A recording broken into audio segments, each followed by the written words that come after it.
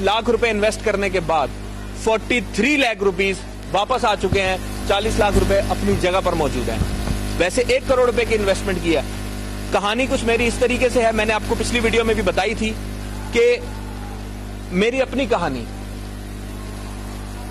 12 महीने पहले जब मुझे इसका पता चला तो हमारे पास एक ही आबाई मकान था, सिर्फ एक ही मकान था जो कि हमारे वालिद साहब ने 35 साल में बनाया।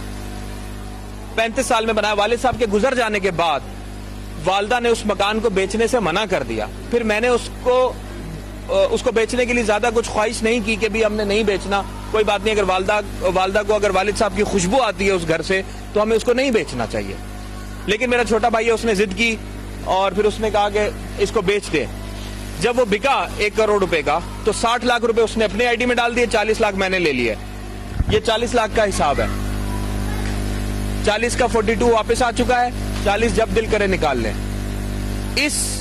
इन पैसों को मिलाकर कुछ और पैसों से अभी मैंने एक प्लॉट लिया है मॉडल कॉलोनी के पास।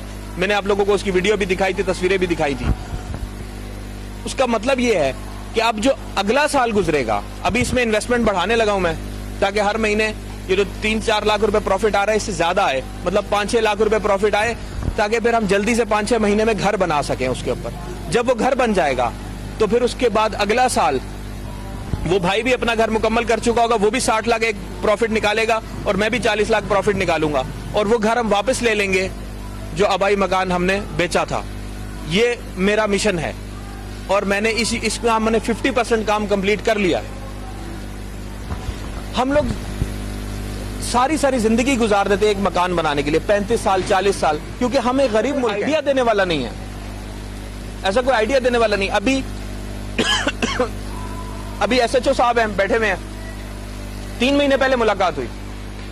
उस वक्त डिसाइड किया था कि इनका एक मकान है, मिसाल के तौर पर 25 लाख रुपए का मकान है, मिसाल के तौर पर, ठीक है, तो वो इन्होंने बेचना है और उसमें डाल देना है। हमारी सरसरी से मुलाकात हुई, फैसला हो गया, ठीक है। आज पता चला हमें कि वो मकान इसलिए नहीं बिका कि एक 25 लाख रुपए डिमांड कर रहे थे और वो 23 लाख रुपीस दे रहा था। 90 दिन हो चुके हैं इस बात को। ये सोचे कि अगर वो 23 में ही निकाल देते तो 90 दिन में 4,75,000 रुपए कमा लेते। उसी दिन मैंने इनको बताया था कि मेरे पास एक कंप्यूटर ऑपरेटर काम करता है।